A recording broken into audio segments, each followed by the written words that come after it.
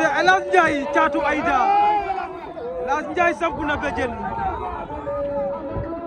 diggante El Hadj Ndiaye cay Thiatou Aïda El Hadj Ndiaye si ba jalmene Mbour la ko 10 millions Fodi production mu Joal baa ngi noonu bëgg waa Joal bëgg waa Fadiouth bëgg waa Teranga cey doomu Joal baa ngi noonu waaw El Hadj Ndiaye samp na béjjén ja wallaay xel entremise yan na si suukar ko cey El Hadj Ndiaye cey lamb kenn Thiatou Aïda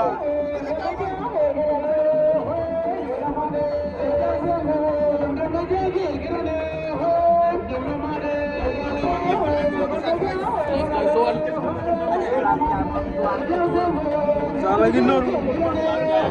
bëgg waa Joal